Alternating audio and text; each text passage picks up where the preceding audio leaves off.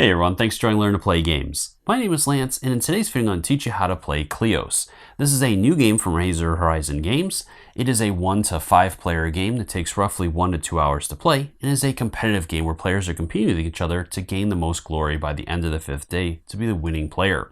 So in the game itself, the Olympian Gods have heard of the land of Kleos, and Zeus has declared a contest for those gods, and the one that is able to gain the most glory will be named the new patron god of this land. And so those gods are gathering all of their champions and all of the heroes and monsters to call and come and help them claim this land for themselves.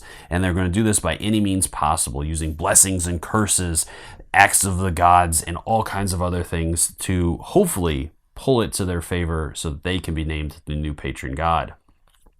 So in this video, I'm going to teach you how to play, starting with components, setup, player turns, and endgame conditions. As always, if you find these videos helpful, if you like what I do, please consider that like button, subscribing to my channel. It's one of the easiest ways you can support channels like mine so we can continue to grow and be able to produce this content. If you want to stay updated on all my videos, also considering that bell so you get notifications anytime I release new videos. So let's head to the table and I'll teach you how to play.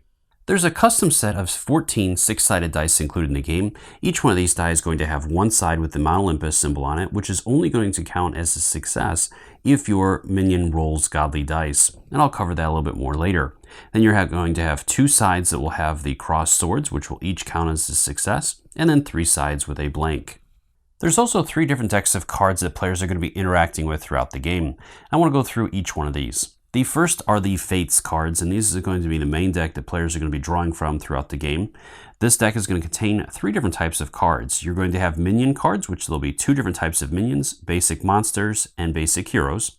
With the basic monsters, they're going to have the grayed border, and the basic heroes will have the tan border. Each one of these cards is going to list the name of that minion at the top, along with its stats going down the side, which are attack, defense, cunning, and tactics. And I'll go through each one of these later in the video to show you what they mean. From there, then again, we have the minion class and the type of minion it is, and its ability text or ability icon, which I'll go through these later, but you'll also find a reference for them on the quick reference guide, as you can see here. Finally, at the bottom of the card, some of these cards will have the option to be a monstrous offering, which can be attached to a monster and will give the benefits listed on the side here, and will have this icon. Or they will be a heroic mount, which will have this icon and can be attached to only heroes and will give this benefit here. Finally, at the bottom of the card is going to be the deck that the card is from, and again, I'll go over more of this a little bit later in the video. You're also going to find the acts of the gods cards, and these will be used during the play phase mainly, and will have an effect or ability that you can use, and then you'll discard the card to the Hades discard pile. Finally, there's going to be curse cards, which can be attached to opposing minions and will have all kinds of nasty effects that will remain in play until that minion is either defeated or eliminated in some other manner. The second deck of cards are the Zeus cards, and this deck is only going to be used by players that are falling behind in glory. Any player that is 5 points or more behind the leader in glory will get to draw one of these cards during the Daybreak phase, which I'll cover a little bit more later. These are very powerful cards, and each one of these will have the Zeus symbol at the top of the card, and will include cards such as epic monsters, very powerful act of the gods cards, and even blessing cards, which we haven't seen yet. With blessing cards, they can be attached to your own minions and will grant certain abilities or bonuses for that minion as long as that blessing is attached to them. And the final deck of cards are the epic cards, and these are going to include epic monsters and epic heroes, which work basically the same way as their basic counterparts, except for they are much more powerful.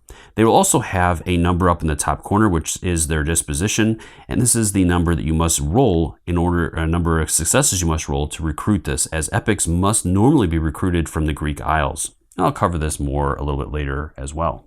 From here, we're ready to move into setup. So first off, place the main game board out in the middle of the table, and you can also place the dice out. From there, we'll go ahead and gather up the 3 different decks of cards you're going to be using for this game, and each one of those decks will be shuffled and then placed out. So we'll have the Zeus deck, we have the Epic deck, and the Fates deck. Next, you're going to go ahead and set out the Greek Isles. So draw cards from the Epic deck until you have 2 epic monsters and 2 heroes. Monster and Epic Hero. That worked out really well. Then the final card you simply just will draw and place out no matter what it is. Now until that point, any cards you draw that are not either 2 heroes or 2 of the monsters can be placed off to the side and then added back to this deck once you have those all out and shuffle it back up. For player setup, each player will receive a minion board and then will choose a god that they would like to play as. Each god will have their own temple, will have 5 meeples numbered 1 to 4 plus the S meeple, which is going to be their scoring meeple. They also have a divine deck of cards that will be custom to their god and will have their god's image on the back along with the symbol in the top of the card for both the back and the front of the card. Then each character will, or each god will also have a champion miniature and will have a number of cards you're going to be placing out, including the god's card, which will be placed out to the right of your player board. And you'll also have your champion, which will go into the champion minion slot. Then each god is also going to list a couple of starting cards that you're going to gain from your divine deck that you'll pull and place into your hand. Some gods will also have special tokens, such as Ares will have the Strife token, and Dionysus will also have his wine tokens, which you'll pull and gain for those. And then the final step of player setup is to shuffle up your divine deck. From there, then you can give each player a quick reference guide. Each player can take their S meeple and place it on the S mart on the glory track. From there, then go ahead and grab the rest of the tokens you'll be using for the game. The Mount Olympus token can be placed off to the side somewhere where you can reach it. The day tracker will be placed on day 1, and this can be set off to the side as this is the first player token and will be given to the player after the next step. So for the next step, go ahead and grab each player's temple that is playing, and then as you can see on this chart, it's going to outline which temples are going to be used in certain player counts and which ones and which way they're numbered, as the player that is going to be in this temple will be the first player. So from there, you go ahead and grab those and shuffle these up, and then once they're good and shuffled, you'll place them out and flip them over and reveal them.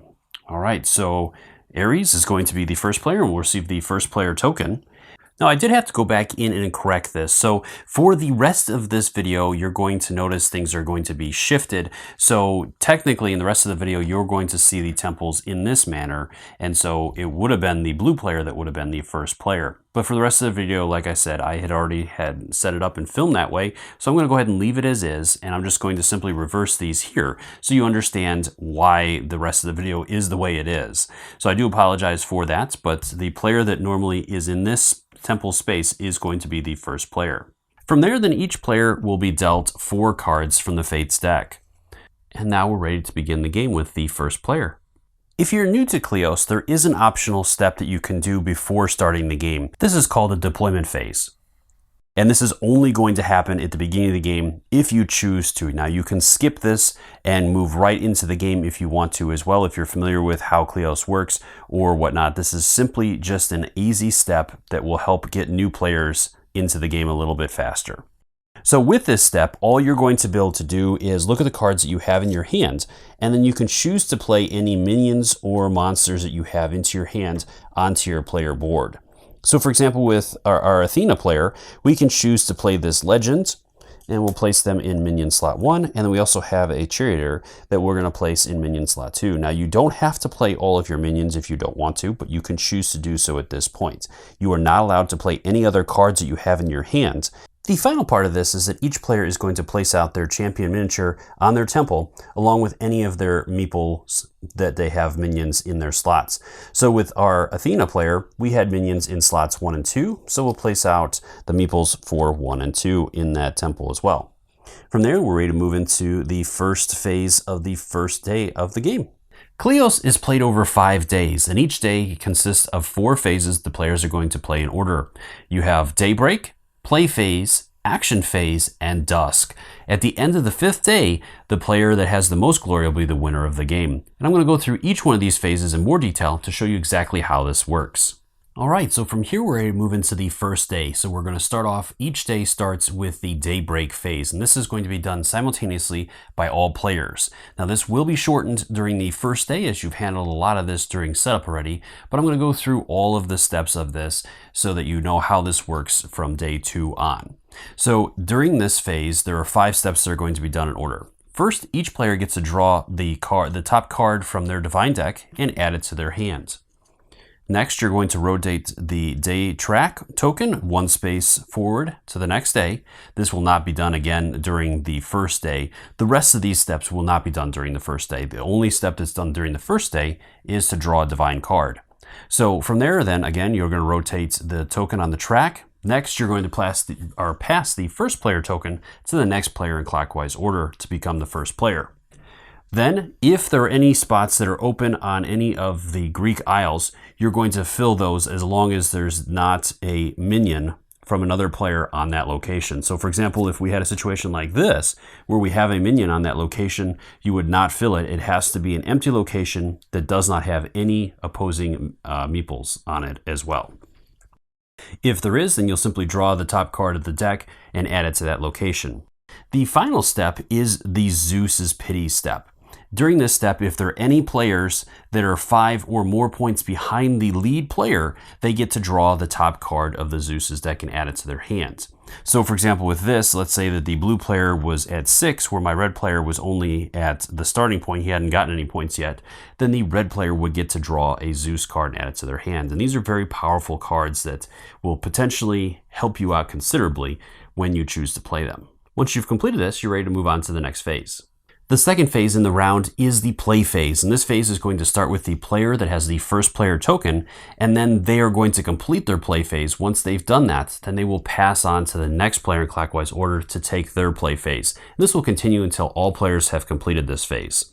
During the play phase, when it is your turn, you will get to play cards from your hand, adding them to your minion areas if you want to play more minions, being able to play blessings and curses, act of gods cards, and being able to play heroic mounts and monstrous offerings. Now, you won't be able to do any other actions or anything. It's only being able to play cards that you have in your hand during this phase. And I'm going to take you through each one of these to show you a little bit more of how this works. The first option you have is to play a minion from your hands into one of the 4 minion slots you have open. If all 4 of the minion slots are full already, you can choose one of the minions in those slots to replace by sending that minion to Hades and replacing it with the minion in your hand. Now, the one exception to this is if a minion has a curse on it, you cannot choose to replace it by sending it to Hades in this way. Now, if you have an Act of God card or some other effect that will allow you to discard or remove a minion, then you can choose to do that in that situation. Otherwise, you cannot choose to voluntarily remove a minion that has a curse on them. From there, let's go ahead and say, for example, instead that I did not have this legend card here, and so that minion slot was open. So during this phase, I could choose to play one of my minions. I have a couple of different options, so let's go ahead and say that I played that legend card in there. From there, then I'll place that minion on my temple.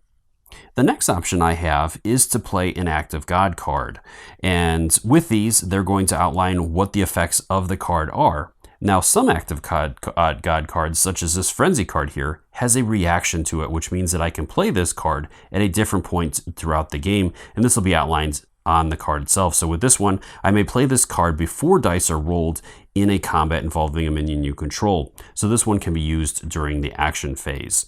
But otherwise, normally the Act of God cards can only be played on your phase during the play phase.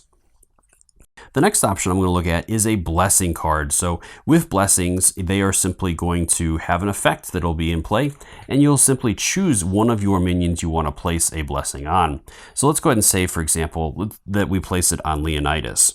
So you'll slide it underneath his area so that just the blessing is showing, and this effect will be with him as long as this blessing is with him. Now, if a minion is defeated, it'll also send any blessings or curses it has to Hades. Now, you can have multiple blessings as long as they are different. You cannot have the same blessing on the same minion multiple times. But as long as they're different blessings, you can have multiple blessings. The next option you have is to play a curse. With curses, they work similar to blessings, except for you're going to be placing a curse underneath an opponent's minion instead of your own. Now, the one exception to this is that you cannot choose to place a curse underneath a champion. And you can have multiple curses under a minion as long as, again, they are different curses. They cannot have the same name under the same minion. And the final option you have is to play a card from your hand that has the monstrous offering or heroic mount keyword on it. In order to do this, again, it must be from your hands. You cannot choose to take a minion from your minion board and use it as a heroic mount or monstrous offering. With the monstrous offerings, they can only be attached to monsters, whether they are epic or basic. And the heroic mounts can only be attached to basic heroes, epic heroes, or your champion. In order to do this, again, just like with any other blessing or curse, it's simply going to be slid underneath the minion of your choice so that only the bottom of the card is revealed. And this is going to add permanent effects. So for example, with this Griffin here, this is going to add +2 to his combat and +2 to his cunning stats.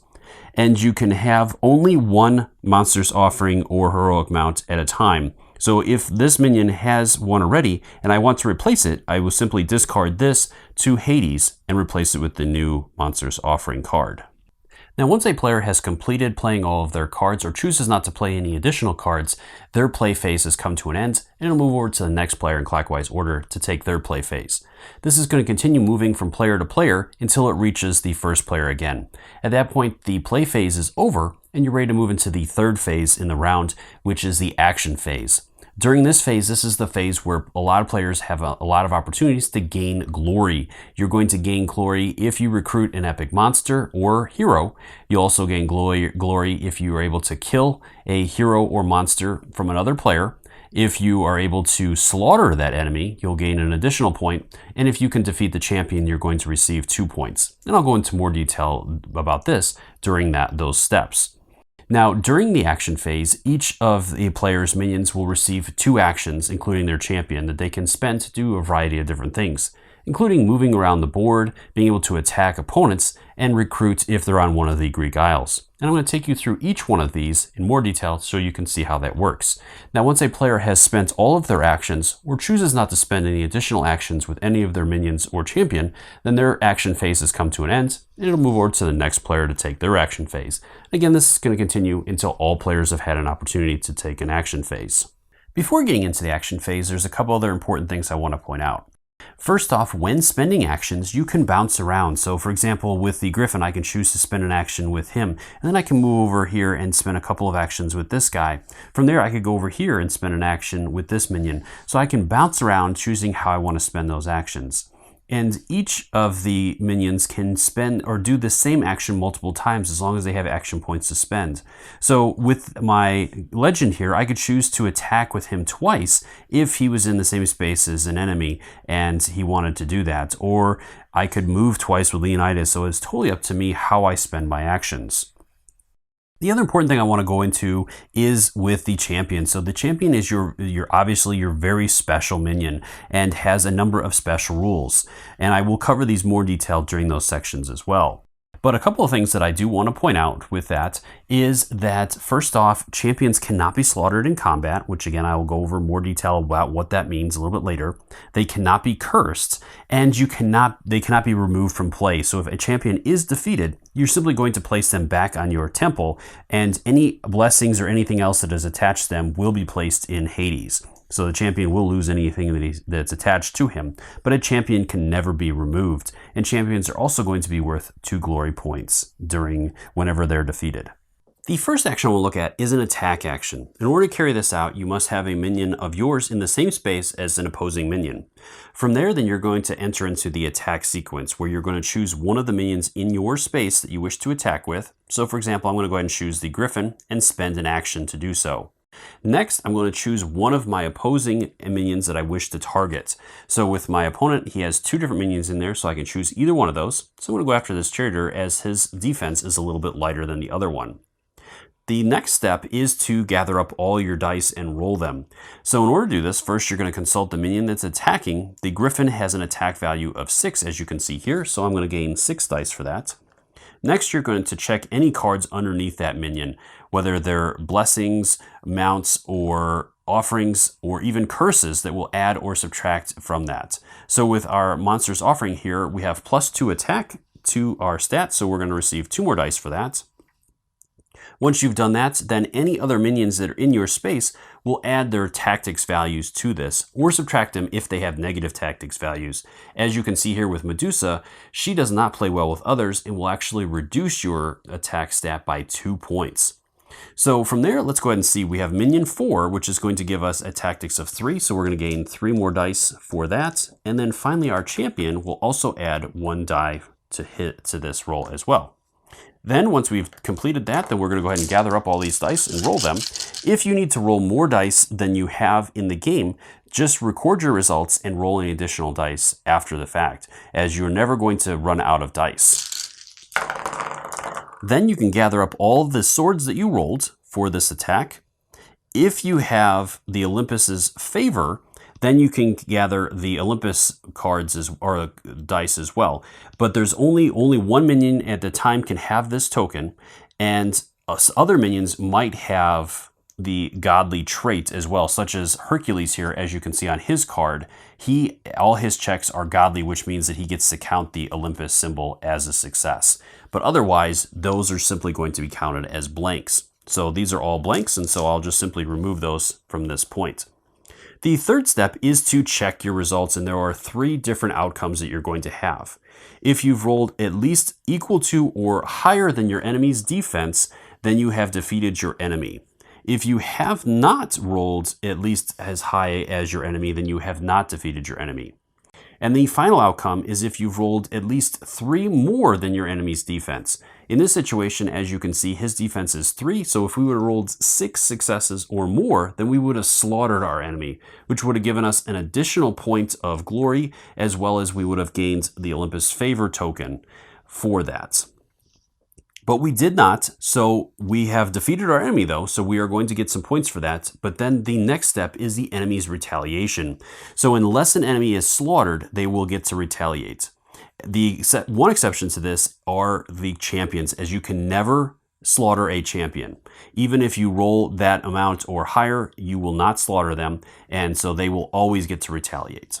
So at this point, since we did not slaughter our enemy, they will get to retaliate, so they are going to gather up their dice. So our enemy is going to receive 5 dice for his stat. He has nothing underneath there, and he does have 1 other minion with him, so that minion will also get to add its tactics value of 1. So the enemy will roll. Again, you will gather up the successes, so our enemy did very poorly at only 1 success. So compared to our defense of 4, he did not defeat us. Now, the important thing with this is that when retaliating, you cannot slaughter your opponent. So even if he would have rolled high enough to consider it as a slaughter, he would not get that credit. The final step is to receive victory points and remove minions. So our player did defeat our enemy's minion, so we're going to get 1 point for that, and then that minion, it will be removed and placed in Hades. And any blessings or any other cards underneath it are also going to be moved to Hades as well. And then their meeple will be added back to the player's board. From here, then you can continue on with another attack if you want to, if you have more actions, or you can choose another minion in there to do something else, another attack if you want to. One other important thing I want to elaborate on a little bit more is with the Olympus favor token. So only 1 minion can have this at a time. When a minion gains this, so if we would have been successful in that previous example and we would have chosen to gain this token, that is an optional thing. So if one of our other minions had it and it was better with him, we could choose not to gain it. But only 1 minion can have this. So if our opponent ends up slaughtering one of us, then that token is going to be gained by that opponent if he wants it, which of course he would. The next action I'll look at is a move action. A move action will allow you to move from your space to an adjacent space. So for example, let's go ahead and say that I want to move my Amazonian battle sister here. So I'm going to spend an action, and that will allow her to move from her space to one of these 2 spaces here. Now, if she happened to be in this space here, she could choose to move to any one of these 6 spaces around this space.